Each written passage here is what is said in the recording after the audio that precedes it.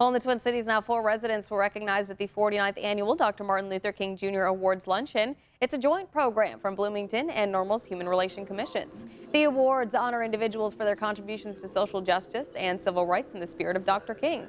Bloomington and Normal each recognized an adult and teen from the community. Both youth recipients said they were honored to receive such a prestigious award.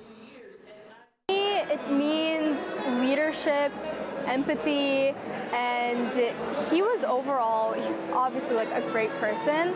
He did an amazing job with this protest for civil rights and leadership and really carrying out those peaceful protests, standing up for what he really believed in despite all of the injustices that he faced. And I think that's really important to really persevere through all those difficult times. I'm honored to be receiving such a big award and to be just like receiving an award that represents Martin Luther King Jr. The keynote speaker of the event was Dr. Julianne Malveaux. And continuing coverage on Bloomington-Normal's Dr. Martin Luther King Jr. Awards, I spoke with the adult winners and organizers ahead of Saturday's luncheon. Now I share the significance of the awards luncheon and what it means to the recipients. This is easily one of the longest running MLK events in the nation. That is something that is to be showered upon with praise. The City of Bloomington and the Town of Normal coming together to host the 49th annual Dr. Martin Luther King Jr. Awards Luncheon. Dr. Julianne Malveaux, President Emerita of Bennett College for Women, was this year's keynote speaker. The thing that's exciting about her is she was here in 2005.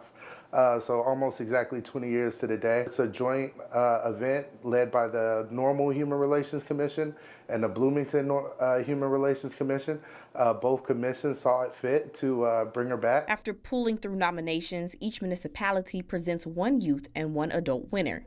Illinois State University's Multicultural Center Director, Dr. Krista Platt, is the Town of Normal's award recipient.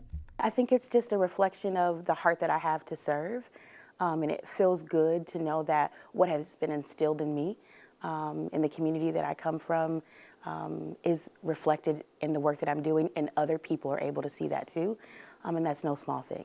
Platt's experience working in higher education spans across 2 decades. She has been the Multicultural Center Director since 2020. A lot of my work really has been about what it means to create spaces for those who've often been forced to the margins. I work with college students, and I have found joy in what it means to help them in the critical time of their lives to be able to see themselves and thrive, and to have spaces where they are seen, known, valued, and heard.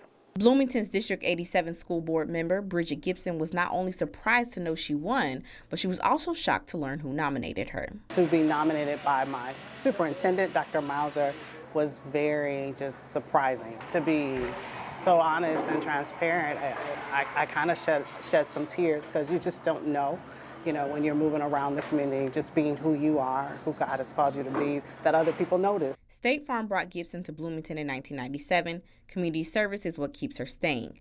Gibson has been on the school board since 2016, is active with the Bloomington-Normal alumni chapter of Delta Sigma Theta Sorority Incorporated, and is a court-appointed special advocate. Community service has always been a part of who I am, and immediately when I got into the community, there's so many things, so many good work is happening in Bloomington-Normal. There's lots of ways to get involved, primarily because of my children working within the school district, for sure, but then seeing the greater need within the community, being able to expand beyond the school district and do other things. As people go back to their day-to-day tasks, organizers hope the community understands the purpose of the event. It's a message of hope.